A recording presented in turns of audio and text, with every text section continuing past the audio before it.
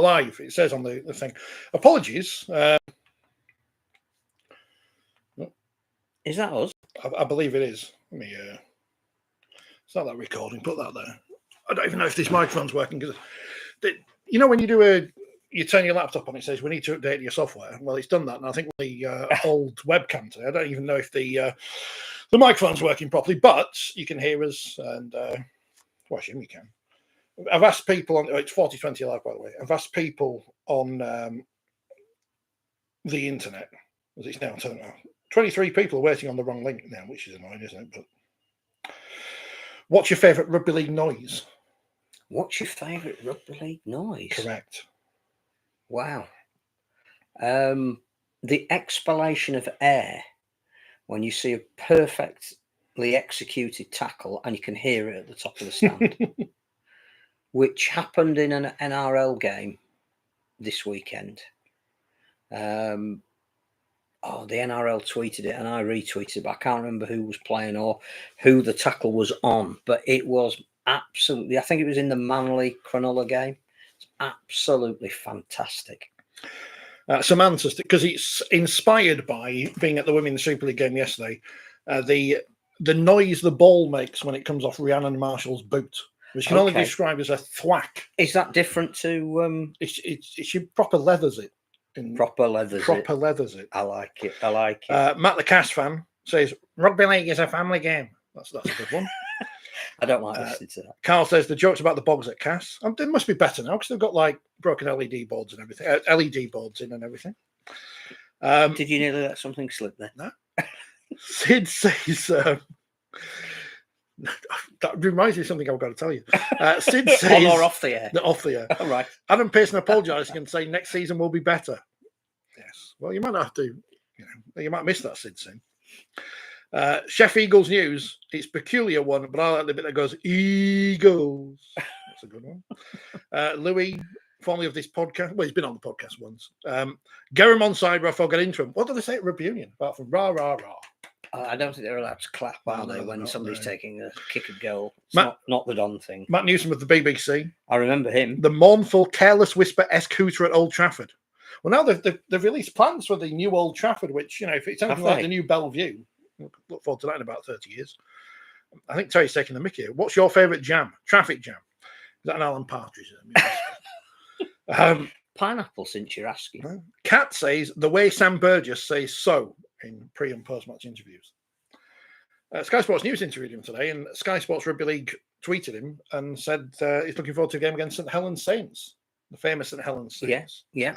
The only team that doesn't need a nickname. And Hull, but Hull should have stayed the Sharks. Hull nil. That doesn't quite work, but. So hopefully all the other people on the other link will find us eventually, but some of us. Both of them? Yeah. So and the Mexicans. James Charlie's not here. No. Where is he? Late withdrawal. I need to ask him a question about the women's thing yesterday because he's an expert on penalty tries and giving them, but he's not here, so I'll have to ask him next week. Has anything happened in the world of rugby? I mean, last week, if we'd have done the podcast on Tuesday, everyone would have been upset about Paul Rowley, but now we surely got past that. Surely. Why would that even be an issue? They don't. The big news was. Oh yes, we got some free chocolate, everybody. York have sent us some chocolate, salted caramel milk chocolate for the men, and the women milk chocolate. Which shows that somebody must listen to the podcast because it came on the back of mentioning it last week. And what's amazing is it's taken me. When did they rebrand? 2 years, 3 years, and I can spell Valkyrie right now, almost first time. It's not our day until next July, so we're okay here. From the good people at York's Chocolate Story. So thanks, York. I knew. Thank you for listening. Yeah, I knew I should have been supporting you yesterday. David Hughes has relinquished his ownership of London, which brings back all the questions people are asking about London, as if that this hasn't been an issue for 40 years, like you said last week and the week before. Well, the interesting thing that isn't in the statement, which is one of the shortest statements ever, is if he is asking for his money back. So has he relinquished being owner, but in the accounts he will be saying at some stage, as the chief funder for what did he say, 27 years, probably put in not far short of 30 million quid. Does he at any stage want some or all of that back? He's not getting any of that money back. Because if he isn't, it's a potential new start for London. And one of the things we have talked about is how do you move them forward? How do they become something that they haven't been for the last 45 years? And whilst you must acknowledge the contribution that he's made, the chance to step aside and potentially bring in a new owner and run things differently, which will not be IMG, because that's not what they do. People got the wrong end of the stick of No, it's everything's IMG. Yeah. It won't be the RFL, because they don't buy clubs either, mainly because they don't have any money to buy them. By stadiums. But there is now a chance for anyone who is interested in the development of the sport in the south of England to come in and have an optional share on the club at a point where it's going to be a very low base from which to build it, which is actually the best time to buy something. So I think, huge plaudits to David Hughes for keeping it going. But the chance now for a new era in the south of England, if the game finally does get round to deciding what it wants from London. Have you seen the pitch at Wimbledon? Yes, it's collapsed. Good job the season's finished. We'll say whose fault is that? John Wilkin, probably. Or Rugby League. Grounds people. Yeah. Grounds people. It's their fault. No. What's that? Do a brilliant job. I know. So yeah. Well, look at St Helens yesterday. 2 games of different sports. Excellent. Well done to them. The dream team's out. Yeah. That was news. Some people were selected, some weren't. What were people upset about? Reece Martin's and he plays for Leeds, and they're rubbish. I think there is a case for that. Or Kai O'Donnell's not in it, rather. I'd have said Dean Hadley, because I think the players that have played in the teams that have really achieved are the ones that should be celebrating a dream team. And whilst I respect everything that Reece Martin has done this season and for Leeds, Leeds didn't make the playoffs. I don't know if you knew that, but no. They didn't win at Hull KR, and it wouldn't have mattered if they had anyway. I can't even remember if I've lost the email where I did my top 12 in order. Not that it matters, but I can't remember where I predicted Leeds to finish, or anyone, to be honest. Probably apart from Wigan finishing top. But it's the dream to me. It's just the thing that happens. It gets us on Sky Sports News for a bit. The owner of a club objected to where we predicted his team would finish. Apparently, at the end of his televised game, which I didn't see because I was at another game. You know, rhinos have really thick skin, don't you? Supposed to have. Yeah. Leopards, I'm assuming, not so much. No. So the dream team's out. If you're upset about the dream team, let us know. It's just a thing, isn't it? It's just a...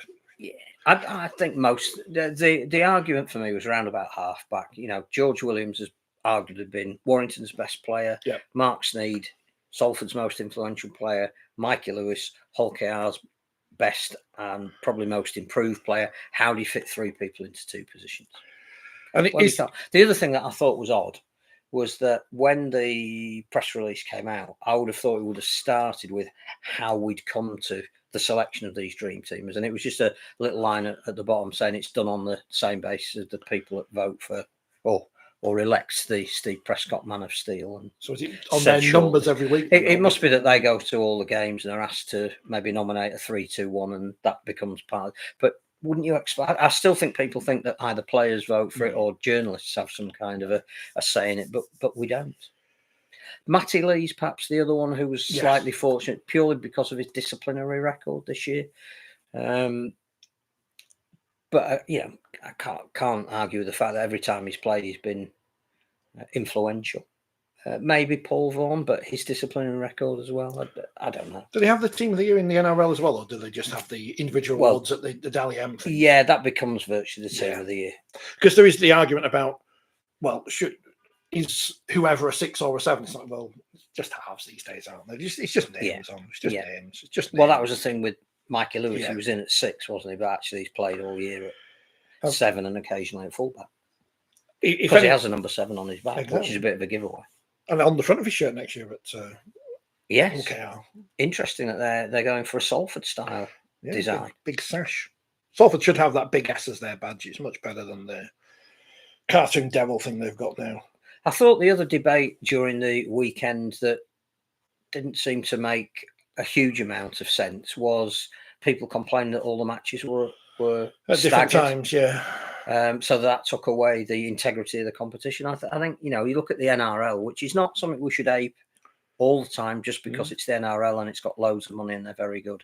But they stagger all of their games, which during the weekly rounds, we want to follow that, but the last round we don't. And it builds narratives.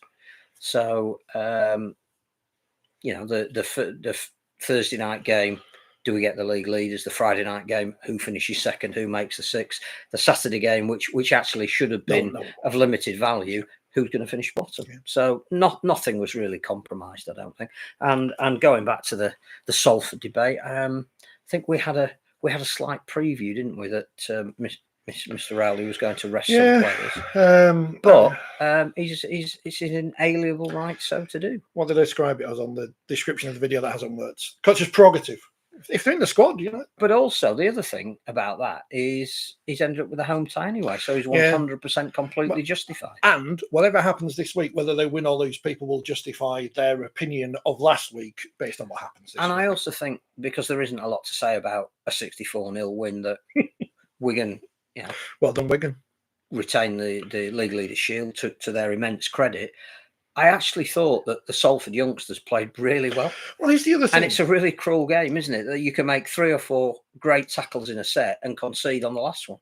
And everybody goes, oh, they've lost 64-0. They must be right. But actually, I thought the effort was great. And so many of their young players wanted the ball, which there was no signs of being inhibited by the scoreline or playing at Wigan, which was terrific, I thought. There was almost a theory that this was somehow a gimme 2 points for Salford or something, but the bookmakers had Wigan as minus 22-point favourites before the teams were announced anyway. So it was always expected to be a Wigan win and probably a comfortable one as well. But there's a bigger question which we've raised probably since we started doing this about the number of games teams play and how many players you need in your squad to avoid it. I mean, if Salford had to go into this weekend's biggest game of the season without Mark Sneyd because he'd suffered an HIA, or without Callum Watkins because he was playing his whatever it is, 25th game of the season and he's carrying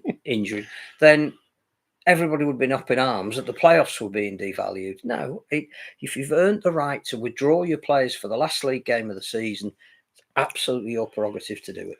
And then the game limits coming next season, don't they? Is that well, or do they? Or we don't. They're being charted this year, and there was some talk that 1 or 2 senior players might have to miss minutes next year, but I've not seen that anywhere. No, so we don't know.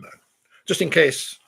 But again, I'm not sure coaches really think about what's going to be happening next year when there's still this year to go. Exactly, because that's how everything's judged, isn't it?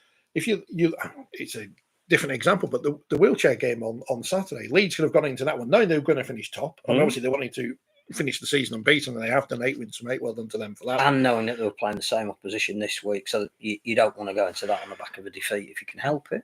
So they could have. They could have. Yeah, brilliant. And they still haven't got medals. So come on, sort it out. Everyone's getting medals. Every league leader gets a medal, but not the wheelchair. You know, and people also upset that Salford's reserve game against Hull KR was cancelled. No one cares about the reserves as a competition and has no integrity whatsoever. It's just for people to play games just for the sake of not being sent on loan to Swinton or North Wales or somewhere. It's not worked. It's not worked. Oh, and congratulations, Gull. That's the. We didn't know that last week. Did we not know that? I don't think we did. No, I think it was officially announced Wednesday, although leaks on the Monday, I think. Well done, Gull. So we've got 2 Vikings now in the competition, not in the same league yet. But Whitehaven were Warriors at one point, and then we're not Warriors anymore. So. And Gull will be playing Whitehaven next year because of all the results this weekend. The one thing we do know is that Whitehaven are relegated. So well done to Gull. Look forward to it, I think. Right. Again, no particular outline of strategy for including them. I think it's more to do with if League One were going to have another team, then they didn't want to travel very far. The other thing that we were told that Gull were coming in because they want to get to 12 in each division. What happens if a couple of the teams that are currently semi-professional size don't make it to the starting line next year? A bit like London Scholars did. So, like, you need to make sure all of the foundations in your house are solid before you put another brick on the roof? Let me go through some meshes. People have found us. Hello, Carsten, who was the kicking tee. He was being on the kicking tee on Oh, Was for it the Poland Sunday? game. Was it Sunday or Saturday? Saturday. Saturday when Yeah, Germany beat Poland. Good win for Germany. Yeah, great week. Must have bought on the Yeah. kicking tee a fair amount of times. I think they scored 11 tries. It says he's not fit. I mean, we did volunteer ourselves for Leeds last week, but I mean, I did say to Jack Heggie on Friday, if you've not watched that, go back and watch it. If you need any players, I'm around. I can. You didn't get the call. No, and you have to play 2 games in the regular season. Well, to play with in the Wigan, playoffs, you could have played Saturday and exactly. Sunday. But I had to go to Leeds and that, so I missed out sadly. But no heritage number for me. Well done. So Carson. yeah, 58-18. In fact, the other big story of the weekend, the Women's World Cup qualifiers in Africa. Kenya and Nigeria. Kenya and Nigeria met each other over 2 games, Thursday and Sunday. The Thursday game finished 22-14 to Nigeria, the Green Falcons. So in the second game, Kenya had to claw back an 8-0 deficit and won 8-0. And everybody frantically on the touchlines was reaching for the tournament rules. And it came to there isn't golden point extra time, which is a shame, because I always think it should be determined on the field in play. So they went to the tournament rules and it said who scored the most tries. It was Kenya 4, Nigeria 4. Who scored the most goals? It was Kenya 2, Nigeria 3, because the other 2 Kenya goals have been dropped goals. So Nigeria are in the World Series, but I've watched some of the games and a good crowd on the sidelines, men cheering on their women. The Nigerian women did a fantastic victory dance at the end of the first game. If it's on YouTube, you should watch it. But it's rugby league in for women in Africa is really breaking down barriers. I was going to, if the software had worked, I was going to reveal our new sponsor this week, but I can't yet because it's not working. But I'll reveal that next week. But wow, yeah, that's great. That's a big one. It's a great sponsor. That is a big program. If I can get the software working next week, we'll bring that to you. What else has gone on? Thing. Hello to Harry has found his Ian. Big news. I know. Kevin says Ian all. Warrington finished with the best attack and best defence. What a turnaround on and off the field for the Wire. The town's buzzing again. Buzzing. Yes, and buzzing. That's before Ellis Genja, right? Yeah. I have no idea. Is that how you pronounce his name? Who is Ellis? I don't know. I think he's got daft hair, so it'll fit in with me. But I think he's a forward, which would be interesting to see if they did buy him and he was a success, because not often. Is he like the anti-Burgess, so to speak? He's 29 years old. I think he's played in the England setup when Martin Gleeson's been a coach, so he knows him and he's a big fan of rugby. He looks a bit like Louis Chapman, doesn't he? Combe. He looks a bit like him. His hair's a bit better comb than Louis. 29 from Bristol. Right. He's played for Bristol Bears, Plymouth, Leicester Tigers, never heard of him, Bristol Bears again. And he's got 58 England caps. So he'd get a golden cap if he was in rugby league. But you have to play until he's about 700 whether years it's a story merely linking them with someone because it's good PR, it's a good story. And I do think that one of the real successes at Warrington this year has been bringing through some of the young players. I think that makes a massive difference, I think, to how people perceive their club to be moving in the right direction. Next time you see Kevin Sinfield, because he's been at Leicester, you have to ask him and say, is he any good? Yeah. So, well, we obviously meet for coffee on a regular basis. He's known for his very powerful ball carrying skills, aggression, and work rate. So he probably makes 2 tackles a game. So well done to him. It's an audacious bid, apparently, according to John Davidson. Audacious. Well, it's good to be linked. Yeah. Any other? Well, George Ford. He's when he been linked with Oldham again. We've got to wait till November for that. Kevin also says, watch the Roosters Manly game. The speed from the ruck for the Roosters was unbelievable. Well, that's all down to Dom Young. Wakefield's Dom Young.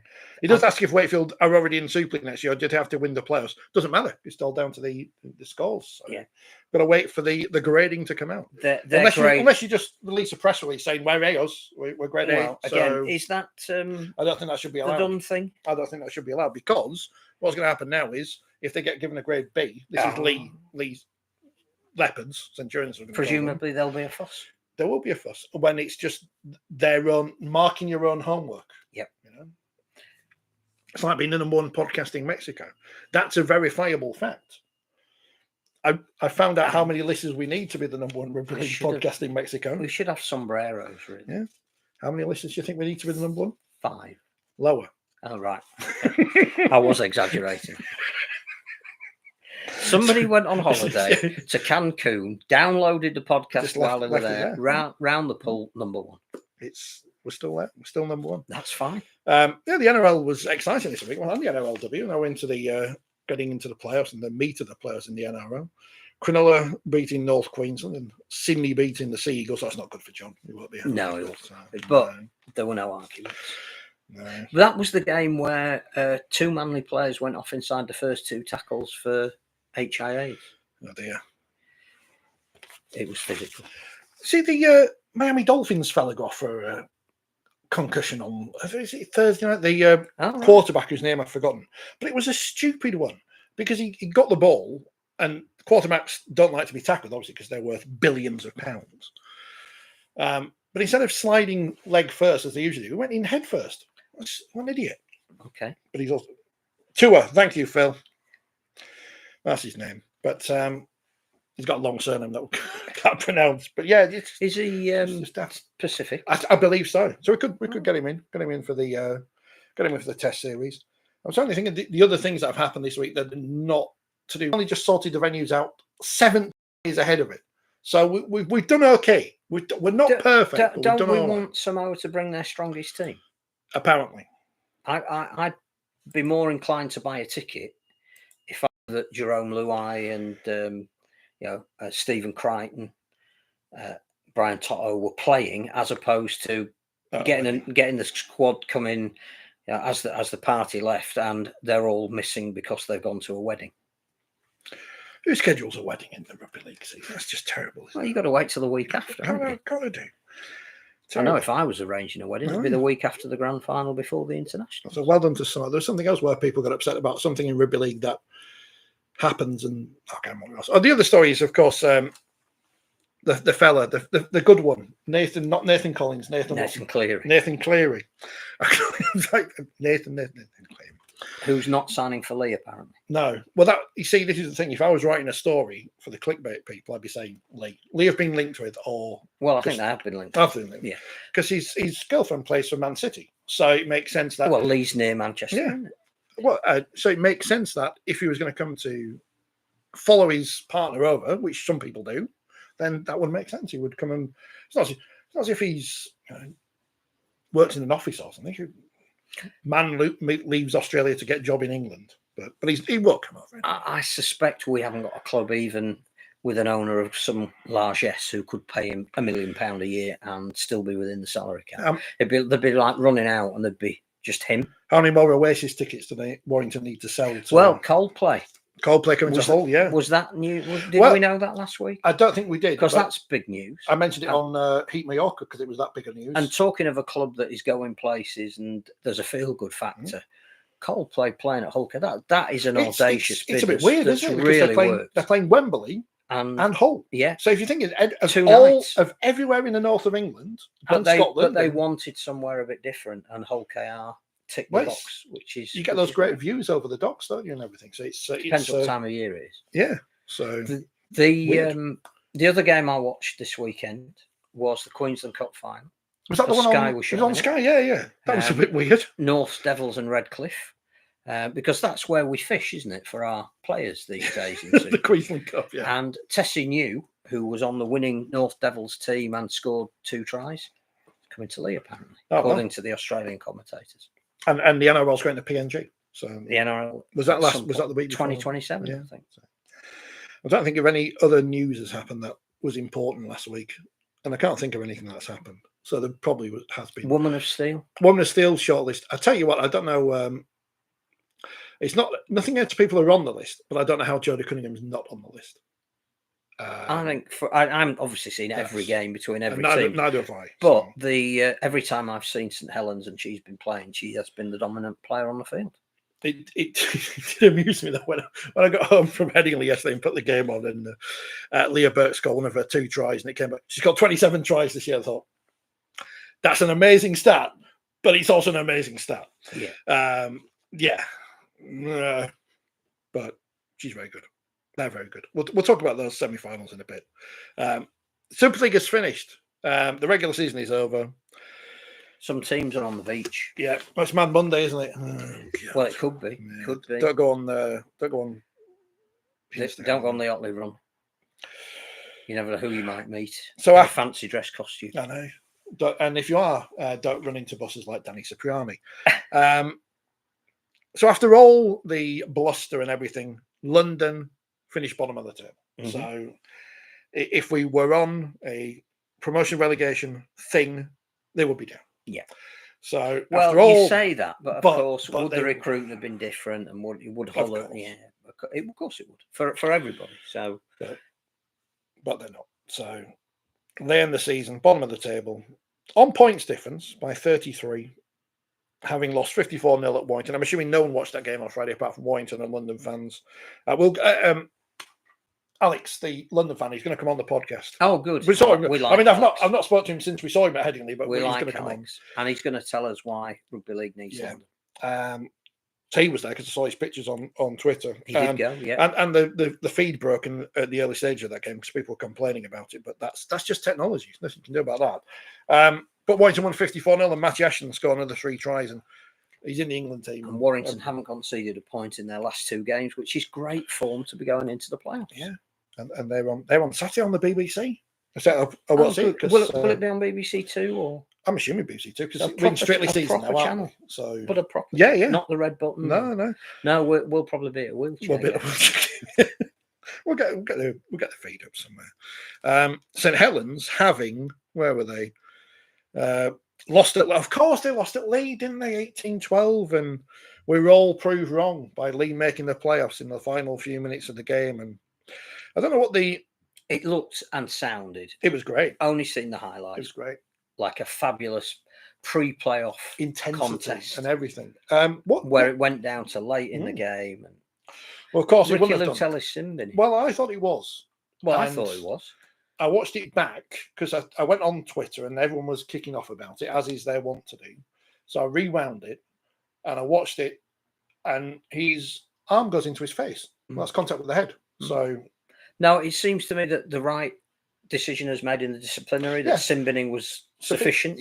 This is the other theory, isn't it? If the MRP says it's not a ban, then that decision was wrong. No, because the sin bin can be sufficient. Yeah, as a red card can be sufficient. Yeah. But I really great performance by Lee. 10 out of 12 wins in the latter stage of the season. Fully deserved to be in the playoffs, and very hard to call their game at Salford. Yeah, I just didn't understand the reaction to game. Again, it's the game's gone people, and again, it's people within rugby league in the media who do it. And it's like, no, he hasn't. If you've watched the whole season, we've had 27 rounds, however many matches that is in total, because I can't do the maths. 62. A lot of games. You've seen a lot of them. Contact with the head, at least a yellow. Sometimes there was a stat on social media that there has been 162 cards in 162 games. So there you go. So it's been pretty evenly distributed. So I think it would have been nice to have had a referee here to tell us whether it was the right decision. It's busy. Manufactured outrage. Email in if you're listening, Mr. Child. We'll eat your chocolate. There's only 2 bars. That's why he's not here. Yeah. Fortunately, we don't have to divvy it up amongst 3. Stand it up so people can see it. Your actual York chocolate bars. If you want to send us some free stuff. We need to mention other things, and they sent us a little letter. A letter that says enjoy. Yeah. Enjoy. Do we have to? Do we have to declare that now on our tax return? Yeah, like an MP, we have to declare which clubs have given us free. Have we got any free clothes this week? No free boxes. If anybody wants to, obviously my entire wardrobe is from the 1970s. Some would say now in fashion. Anyone wants to send us any clothing? That slalom lager we'll happily accept. The slalom lager jumper is superb. We will happily accept anything, to be honest. What if a grand finals is decided by a card? That'd be terrible, wouldn't it? That's never happened before. Don't do anything. Nobody's ever been sent. Don't hit people in the head, even if it's accidental. And the question was raised, I think, on our social media feed about what did we think of Paul Whelan's post-match comments, and was it accepting mediocrity? I don't think so. I think St Helens have improved over the last 4 weeks, and if I'm Warrington, whilst I know we'll go into that game as favourites on Friday night, I would be slightly wary of a St Helens team that most of the big hitters are coming back, and they're getting a bit more into the kind of form that They know how to win playoff games, don't they? Yeah, I mean, I guess the problem is with I've put the wrong link on Twitter.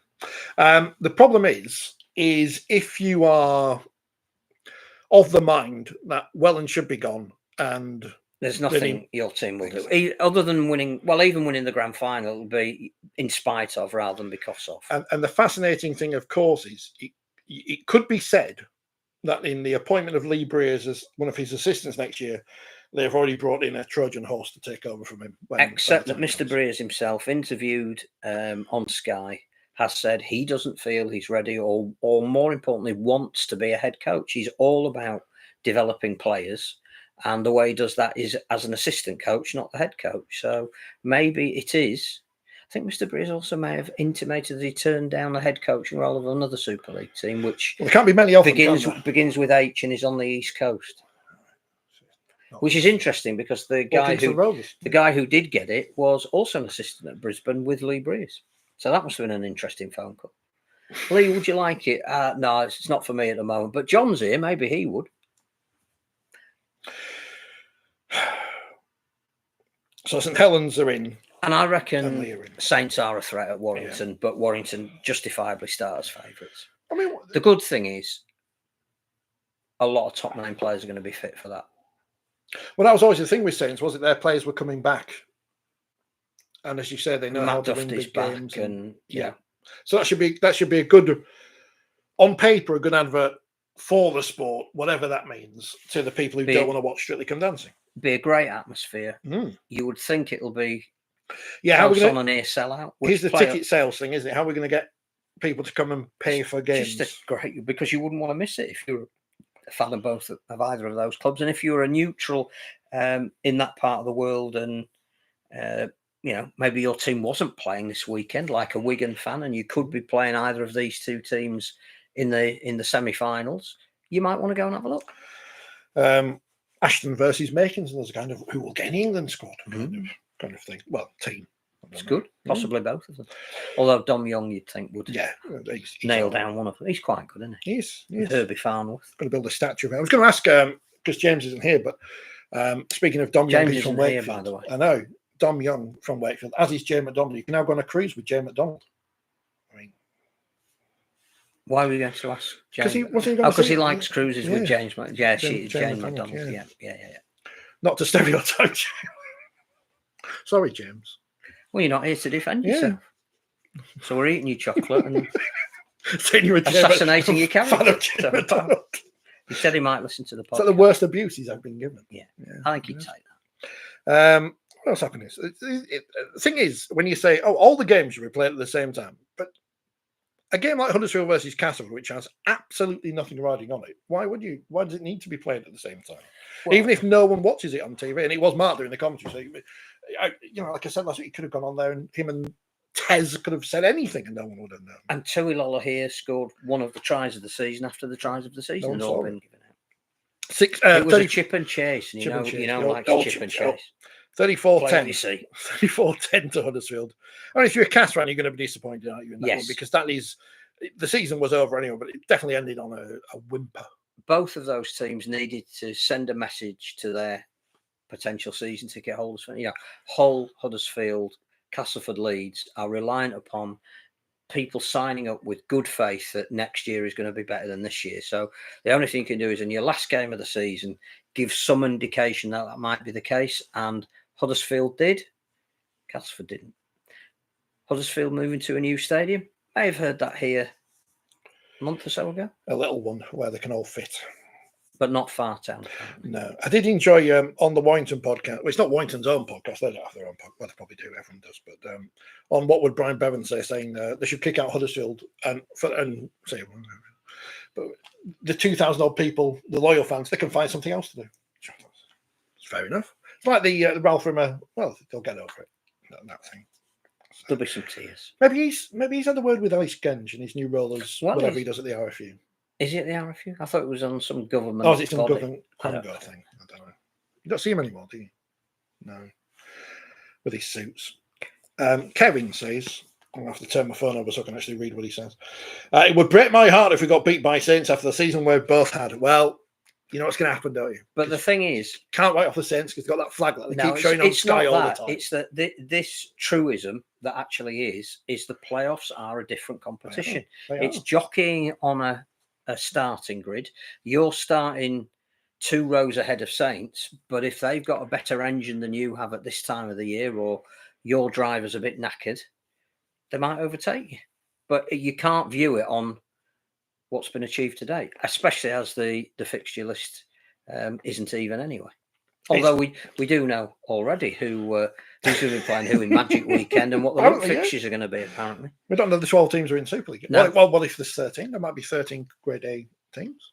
Because Leah, so we know Leah in because they're A. Definitely. They said so. Doesn't matter where they finish. No. They're in. They can't run tickets, but they've got an A grade. Harry says, it's a shame because Huddersfield had a great run early on in the season.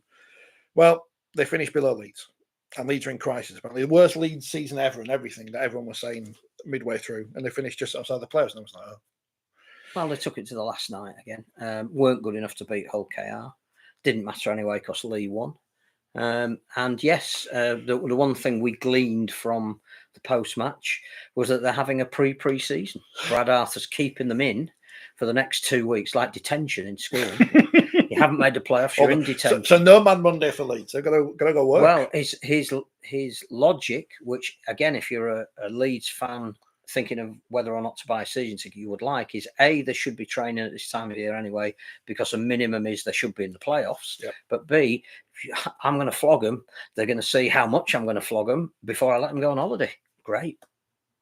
Leeds will announce a couple of signings in the near future because they haven't put season tickets on sale yet. So letter from Gary. Yeah. Because we've signed. Should have asked this George Haddington any. Josh Kerr. Played for Redcliffe. I think plays for the Dolphins in there. NRL. Looked good in this game on Sunday. He would fit very easily into a Super League team that was looking for a big bruising forward.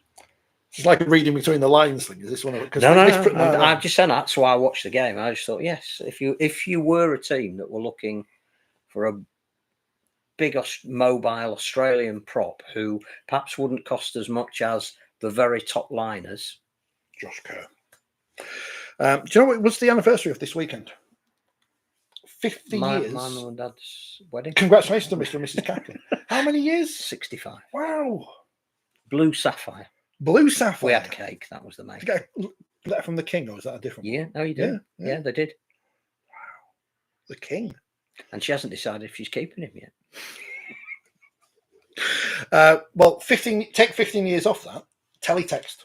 50 years of teletext, which obviously is dead now, sadly. Well, it isn't because Scully still gets his news from it. 50 years of teletext. I've seen it on teletext. He had a big birthday bash in Cambridge for it. Wow. So, for our younger listeners, it's like the internet, but better. In the days of the Rugby League Conference, which I still maintain was one of the biggest successes we allowed to evaporate, part of my role was to get the results on teletext. And we used to have 5 pages of Community Rugby League results, which were all in different regional divisions. So you'd put on the teletext and it would say Coventry 32, Birmingham 24.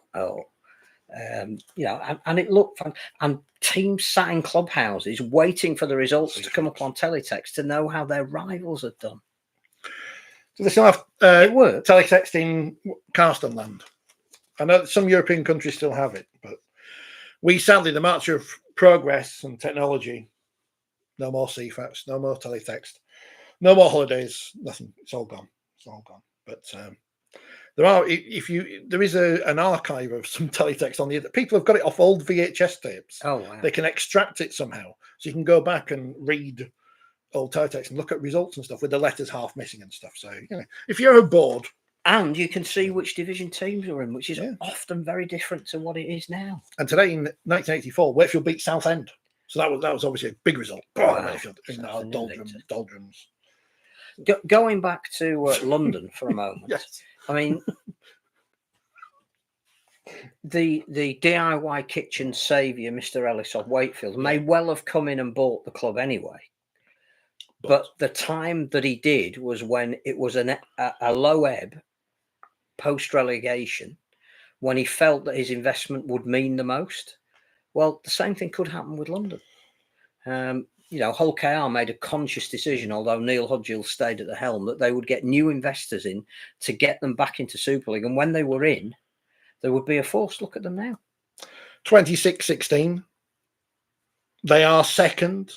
And I think Wigan were always going to beat Salford. So I think it's a bit of a funny one. No, the massive thing going to the ground on Friday was Hull KR needed to finish second. That meant they had to win to stave off Warrington getting above them on points difference, because I think they felt that not only did they need that week off to refresh, which every club does at this time of year, but a home semi-final in front of that madly passionate crowd with the extra seats as well was exactly what they needed, and will catapult the club. If we go with league positions at the moment, but I genuinely don't know who's going to win either of the playoff games. But if it is Hull KR Warrington at the Sewell Group Stadium, it's going to be a massive advantage for Hull KR to have that home backing behind them. They were in administration in 97, wasn't it? Around that time. To go from where they were then to where they are now. Takes a lot of... But losing in that Golden Point £1 million game, 2016, to now being 80 minutes away from Old Trafford and now being established as finalists or semi-finalists on a more regular basis, a bit like Catalan have been until this disappointing year. Fantastic. There's no reason to think that when we start doing our predictions at the beginning of 2025, we'll be having Hull KR anywhere other than within the top four, which is brilliant. Neil Hudgill throwing some pies in our face. If Salford had lost that game, I think things would have been a lot different for them than they were for Hull KR, but they're not, so it's okay. Hull 4, Catalan 24. It happened. I've not watched it. I watched it because it was on, and I like watching it. I don't know what to read into it. The Hull youngsters have got some promise. Danny Houghton cried. Catalan were fortunate, perhaps, that they were playing a very weak defensive team with their insipid attack, but they scored enough points to win. What's Sam Tompkins doing? Do we know? Well, there was a rumour that he might be signing for Albi. No. Because they play obviously different to the Super League season. And it's obviously not quite as intense a standard, and you don't have to train full time. But it's a possibility that if he's still going to be living there, Albi's not far from Perpignan. I should have asked his personal documentary maker because I saw him on Saturday, but I forgot. Did you? Yeah, he was at the wheelchair filming the reserves. He's doing the Wigan thing. Oh, was it right? Okay. Yeah. I didn't realise he did the. He did the one club. He's doing the reserves. Oh, well, I wonder if he'll be there this Saturday. I don't know. We can ask him. Yeah. He won't know. No. That was Super League. It's finished. Wigan, Hull KR, Warrington, Salford, Leigh, and St Helens get to play again. Catalans, Leeds, Huddersfield, Castleford, Hull, and London do not. As to what happens to London in the future, we'll see what happens. Others have said they'll walk away and then come back. So who knows? But I think again, when they're in the Championship, where do they play next year? Well, you'd hope they might play at Wimbledon. You also might hope that some of the investors in Wimbledon might say, we want to keep you here, therefore we need to obviously bring you more into the club. But now is the perfect time to invest in a club. When they're in the Championship, they're probably all going to have only part-time players. The cost base is lower. You can build from the bottom up with your centre of excellence for local players. It may not be, first thing, have to say, hats off to David Hughes for the amount of money he's invested, but this might be exactly what the Broncos need to have some kind of a regeneration. I was going to say something, then I got lost on the YouTube comments, and it was about London, but I can't remember what it was, so it can't have been that important, but, fingers crossed it all goes well. Bearing in mind that there is no structure or order to this programme, if it does come back I'm sure you can mention it. No, I mean, I mentioned Tytex, and that was something I was going to mention, so that was good. That had nothing to do with anything. Something about London, but I can't remember what it was. But that was it. Yes, 1995. You'll have a better read on this because I was messing around at school doing whatever I was doing at school.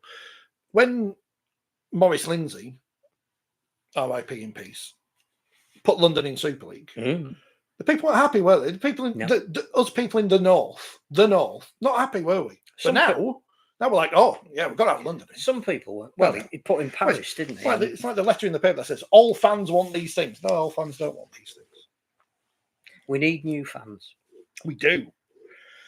And we'll only get that if we branch out from where we, Goal may well bring us 1,000 new fans, but we should be looking for a bit more than that, I think. I still can't remember anything apart from Goal. Do you think the NRL were consulted before Goal? Goal. Well, are they buying Super League again? Or is that another couple of weeks when nothing else happening? Kevin says, if it is Hull KR versus Wire, how many tickets have to be given to Warrington fans? Because I bet Hull KR could sell out on their own. They probably could. Which is a positive, isn't it? There will be a percentage, but you also you want some away fans in the venue to add to the atmosphere. It's great that you're even thinking that it might be a sellout, because that's what we want. It's exactly what we want. It'll sound and look fun. It was funny actually, because clearly there was a little bit of nervousness around if Hull KR were going to lose, and obviously the score from Warrington very early on meant that they would have finished second. And when Leeds were 10-6 up in the first half, it did go very, very quiet. So if you're in a semi-final and you're behind, you get behind your team. When someone asks a question and it's got 6 question marks on it, it must be an important question. Is it in capitals? Not quite. Ian says, why the flag? Why not? Shall I go get my Keighley kit and put that behind us as well? Because that's really annoying. She's just there. It's part of the set. Before we get on to the Championship and League One, let's talk about the Wheelchair Super League. Why not the flag? Exactly. Happy Bi-Visibility Day to all those who celebrate. Wigan had to play 2 games in 2 days because they were supposed to play Halifax before, but it got cancelled because of an England training session or something. That's one of the unavailability of players, some of whom I think were at an England training. Depending on who you speak to. The game was cancelled. And Halifax were awarded a point, and Wigan had a point knocked off. But then people got involved, and then Wigan got their point back. And as it turns out, they got 2 points because they won on Sunday. But before then, they played Leeds, and Leeds won 46-36 in amazing scenes where Leeds didn't leave it until the last minute to win. But it was a wonderful But it was game. late. It was great. I tell you what. Nathan Collins, the star. He always is, isn't he? The moment of the game, though, and this is the thing that the Leeds should, or Wigan should clip this and get it on, is when Phil Roberts and Josh Butler came together, their chairs got stuck, and Josh Butler did some kind of, he fell over. Now, whether he was pushed over, I don't want to influence the wheelchair match. Was it a bit like footballers deliberately rolling? Yeah, I think it's, but that it could be, that could be a future Strictly Come Dancing partnership. But it was very Phil impressive. Roberts and Josh Butler? That would be I'd start watching Strictly if that was a partnership. It was very impressive. How many Roberts were playing for Wigan? It doesn't say. Two. There's a lot. 2. Phil and Nathan. Deck was going to Tesco and getting drinks, so that was his role. Yeah, he's got a poor hand. Yeah. 46-36. Good game it was. Good game. Some good tries and stuff. Exciting. Yeah, Jack Haggis faster than I thought. I didn't really. I said to him after the game, "You're faster than I thought," because he did a length of the field thing. Whereas we know Leeds isn't. It's like Castle, but it's not quite the full length. It's a university facility. Yeah. But the teams meet again this Saturday. On Saturday night. So semi-finals. So then Wigan went to Halifax and won 46-42, which is a surprise. Yeah, because playing 2 games of anything in consecutive days with a smallish squad is laudable, and it was a second half comeback, which means they're obviously fit. So they finished level on points with London. If they'd have won by so many, they would have gone above them in the table, but they didn't. So it is now Halifax London in the semi-finals on Saturday afternoon in Hull, because Halifax can't get a pitch in Halifax. And Leeds versus Wigan at Leeds, 6:30 kickoff. And it's on the Sportsman. It's on the Sportsman, I think. I believe that is the case. So that's exciting.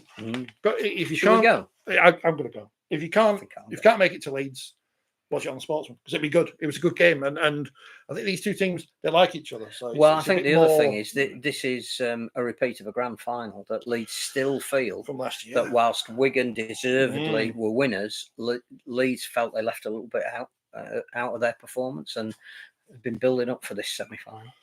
So, and I got Sweet on the from the timekeeper's bench as well. So that was nice. But Did all they? the sweets were stuck together. Yeah. Oh. Well, it's not the timekeeper, score where the scoreboard is.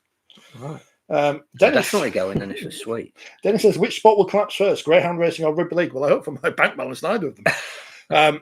I believe they're doing some new things in greyhound racing to try and revive the sport. Putting horses in.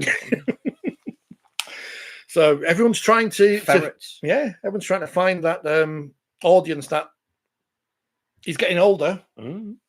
Got to find new audiences. Well, So- and again, probably my fault, but apparently there was a one-day cricket international yes, in the fair garden city of Leeds on Saturday between the Awesome. two nations whose rivalry is probably the strongest. Didn't even know it was on. doesn't that suggest there's too much international cricket? Yeah, well, absolutely. I mean, they probably sold loads of tickets. I think it was probably a sellout, but the fact that PR-wise, Mm. it didn't even waft No. across one's. Well, it was the one-day final today, which would have traditionally been at Lords and a big thing on the BBC 40 years ago. How many? Is that like the old Gillette Sunday? Yeah, Right. but this was at Trent Bridge and there was no one there. It was supposed to be yesterday, Right. but it's the one-day cup that's mainly played by the Rezzies because they're all the big names are in the hundreds. And I know The nothing. hundreds, the children hundreds. Nothing at all about cricket, but I do know that Yorkshire are likely to be promoted and Lancashire relegated. Oh, that's good, isn't which it? is quite fun. So no Roses match, so that's bad for another ticket year. sales. Yeah. But funny though. Paul says, "Who needs sport when there's the internet and social media?" Exactly. You can just watch people argue with each other about whatever's the topic Great, of the day. Is Great this London. morning. Yeah, All the rugby league big wigs arguing with Yeah. each other. The journalists. It was great. that's In good. fact, it's probably more competitive than some of the games. we've Yeah, seen maybe if we this get on to Eddie Hearn and they could be fighting at the next Riyadh season in Wembley. No, it's not Riyadh season, is it? Because it's Oh, wasn't there some objection to them playing the Saudi Arabian national anthem? 96,000 people. I suspect. But this is another thing. I didn't realise the fellow Anthony Joshua was fighting was British. I didn't know, and I should know this but I guess that shows you how far things have. If they're not in your consciousness, you just don't know what's going on. Rugby league celebrity fan Josh Warrington didn't win. Yeah, he put his gloves down, didn't he? So He did. So he'll probably be a pundit at the grand final. Kevin's bringing politics in. He says the change to greyhound racing are replacing the hair with Keir Starmer. Is he faster than the hair? Someone drives that A little thing. bit of politics. Yeah, someone moves that thing. I don't know. Really? Yeah. Is it like actually someone's job. What's the thing? That ball. The thing No, what do they do in the cycling at the? Oh, the Derny. Yes. The one with the motor. Is on it like that? It must be. I've never seen it. But Kirin. Is it the Kirin? Yes, that's the one, isn't it? That was invented for gambling in Japan, apparently.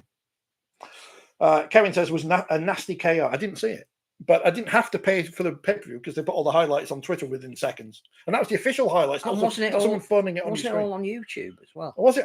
Talk Sport putting it on YouTube. It might. Oh, I be think they're doing them just talking Yeah. about it. Is it him in the head?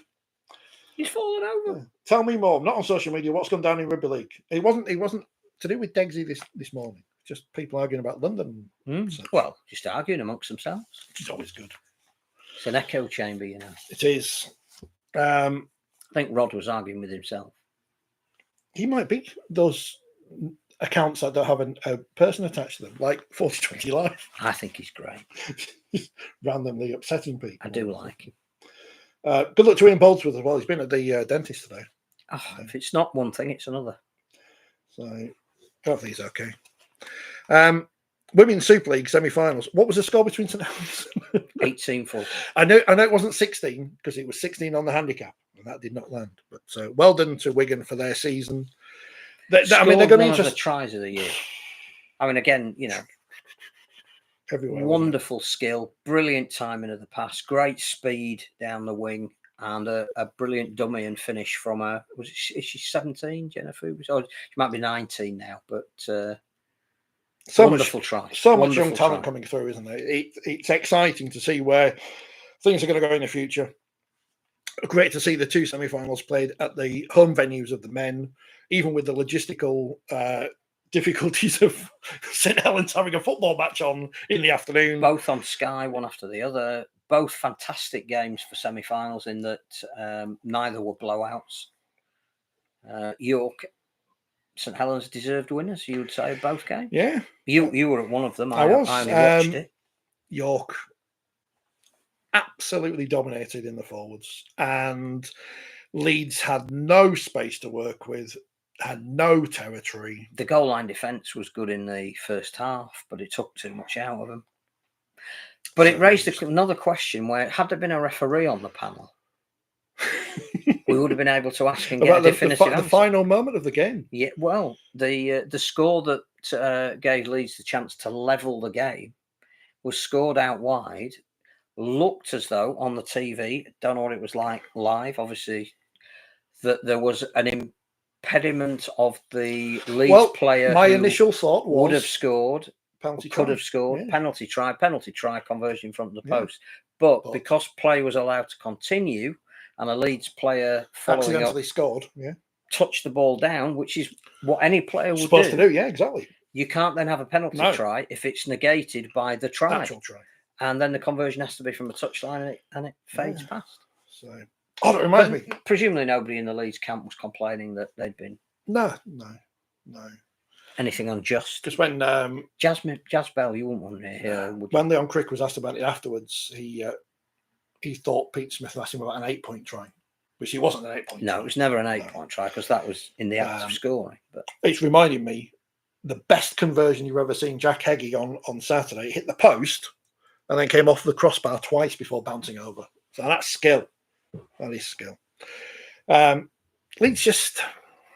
They haven't got enough pace. Or creativity. But what they have got is the ability to stay in games. I thought Ebony Stead was great at the back. She's going to be something, talking to young players. But just a great all-round performance from York.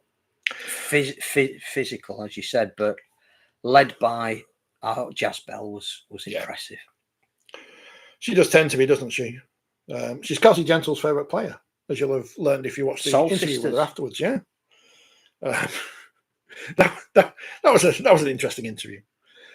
Which might, that's the other thing. Bleep button. Yeah, it's the other thing about London. Remember when St Helens won the Super League, and I interviewed Kyle Aymore afterwards, and he was very upset because everyone was players in London for getting relegated, but having 10 victories and not giving enough praise to the winners. And then we're doing the same here. We go, plucky London, haven't they done well? Blah, blah. But yes, York, very impressive. Especially with the fact that they have to do it without Tara Jane Stanley, Woman of Steel, without Sinead Peach, on Sky, Woman of Steel, should bring it on the water. Georgie Headington on the shortlist has been in the positions where those players would have been. Quite rightly so, and played brilliant. I mean, you've got to be fit to be able to play fullback and hooker in the 80 minutes. Played the same game there. That's quite impressive. It's just unbelievable. And Rhiannon Marshall's boot. So and Kelsey Denton scored a try. So thinking she was a winger again, but really she's a forward now.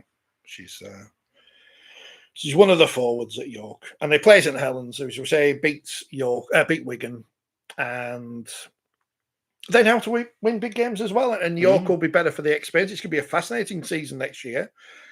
It is going to be another 14 competition. That's we don't know who's going to be the 8th team in the competition this year after Featherstone play the winner of Lee and London play in the North and South competitions. Well, that'll be an interesting game. Is that this week?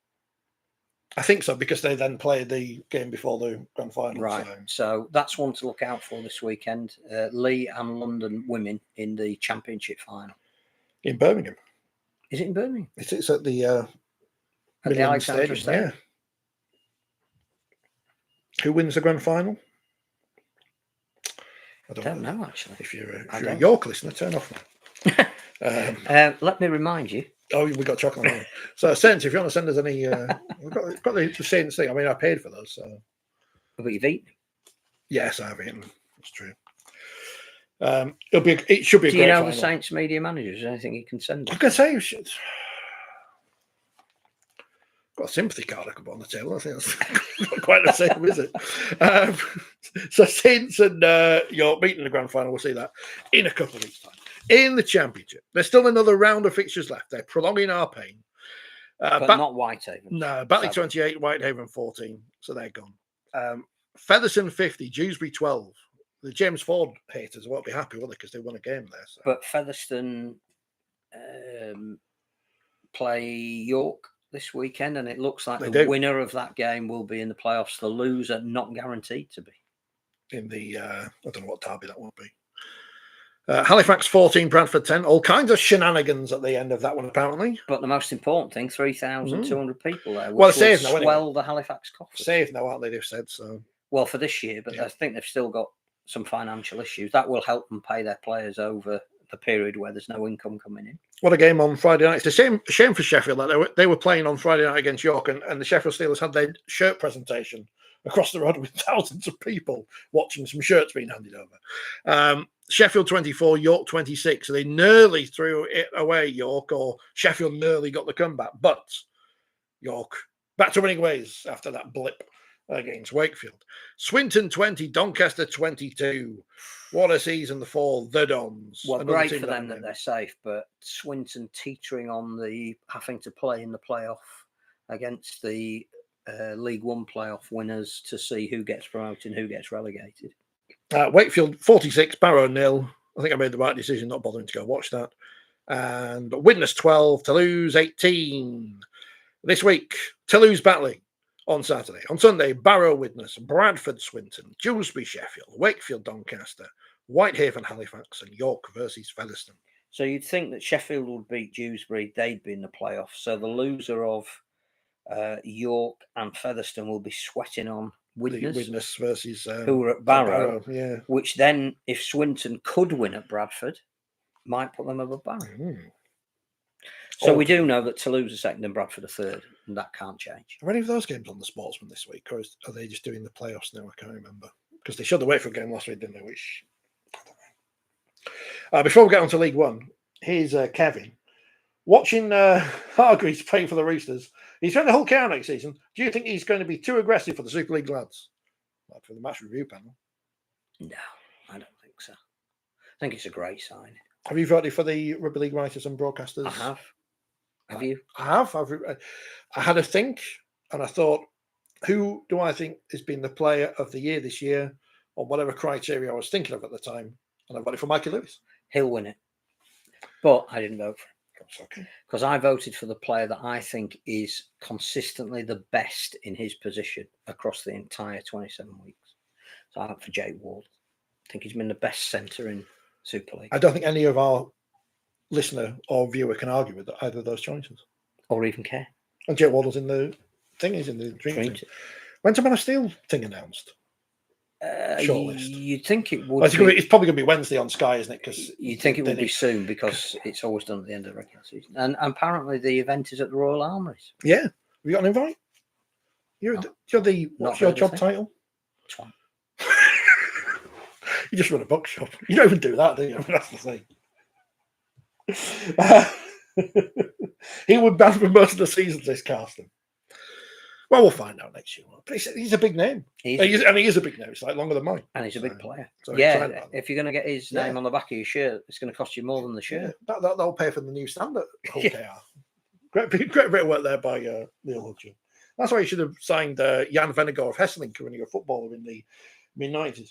He has been banned for 30 games in his career, says Phil, and will miss a few more next year. 30 doesn't sound like that many over a... It's a season, isn't it? Yeah. But, he'll play more than... and before the rules on concussion awareness changed, you could get away with it. I was going to say he'll play more full care than Willie Peters, but I mean, Willie... I think he'll be sponsored by our good friend Jim Mills. Remind me of his name, listening. My brain's gone today. What were you saying? Willie Mason, not Willie Mason. Willie Mason. Not Keith Willie, Mason's son signed for Wigan. Not Willie Nelson. Not Willie Nelson. And not Willie the groundskeeper. Back to groundskeepers again. League One. I had a really bad headache yesterday. I've got a rumour about that. I was at the rugby yesterday at Heading. I had a really bad headache all day. It's one of those where you wake up with a headache and you're like, it's not going. Try paracetamol, cocodamol, everything. Drink all day. It's not great. Today, I'm okay. But you just can't remember. Nah. I'm blaming York Valkyrie. Up the Valks. Well, that's what she said. I think they traumatised you. Traumatised. Been traumatised by women. What's the rumour about League One? Or is it one of those that you have to like? No, I don't know if this is right, which is why I use the word rumour. Cornwall's licence sounds like it is up for grabs, which is interesting. Where is Eric Perez these days? Why are they on the Sportsman anymore? And who would buy it?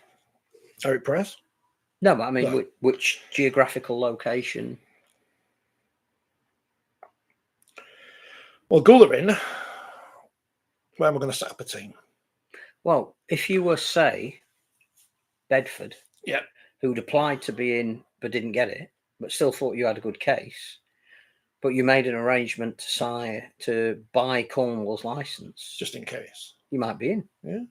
I'm not saying that they are interested. I don't know who might be interested, but I suspect there may not be a team in Cornwall located in Cornwall for too much longer. But that's a rumour. But as long as the people, you know, that they've signed from like Rochdale only have to go not too far down the M1 or however far they had to go. Midlands are out, losing 18-14. Last minute try, Jack Render. The John 2 minutes Charles. from time. 474 there for that one. Hopes and dreams, everybody. Hopes and dreams. But great season from the Hurricanes. Best they've had in their history. Keighley, they beat Rochdale Hornets. Held on. 26, There's something wrong with the League One playoffs. What's wrong with the League One playoffs? You end up playing the same team again. All the time, yeah. In the NRL, you can't play the same team twice. No.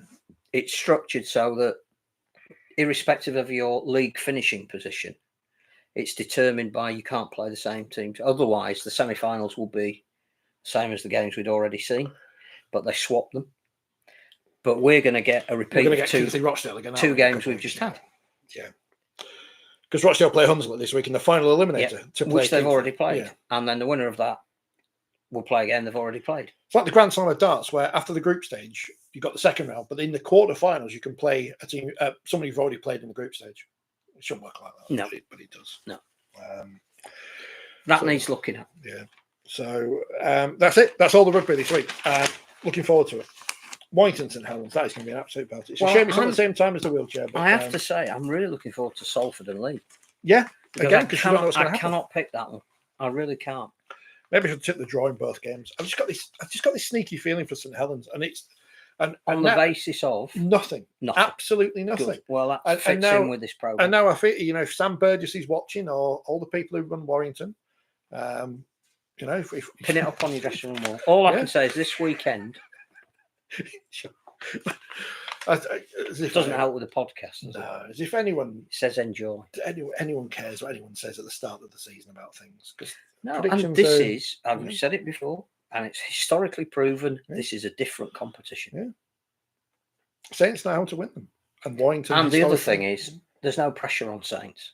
No. Which makes them slightly more apart dangerous. from their own fans who don't but you know, when the players run out, free from that burden of defending champions and expectation, like no expectation, dangerous. Having said that, I do think Warrington will have learned from the Challenge Cup final. They know certain things they need to do in this game that will perhaps guarantee their result. But because we don't know, can't wait to watch. And Sam might only have another season to win stuff at Warrington before he goes and takes over at South or wherever. Go back and watch all the YouTube videos, because it took me ages to do my thing about the LDRL at Ellen Road, and you haven't watched it yet, so go watch that. Which is basically what I wrote in the magazine. The York one was good. You enjoyed the York stuff? I did enjoy the York. I wish I could have left the swearing in, but you know, you'd have had to put a parental advisory. Yeah, and it's more to protect the player rather than the people at home. They were excited. Yeah, because people it's good in the heat of the moment. It's funny. And she likes you again. Yeah, me and Kelsey Jennings were friends again now. So, but it's all pretty. You don't want to be on the wrong side. No, she's running a year, and Paige Travis as well, trying to start a fight with the whole of Wigan. Which was a great. I still don't know what it was about, because Sky cut away to somebody else, and then cut back to it just as she was not winking at people, but she's scary. That's the other thing. People who praise the sportsman's coverage, and they go, "It's great. It's fresh and exciting." Who produces the sportsman's coverage? Is it who used to do Sky's coverage? Well, I don't know. I don't know. I think that is how it works. So it's like. If no one's considered, how do we end this now? Oh, I end this.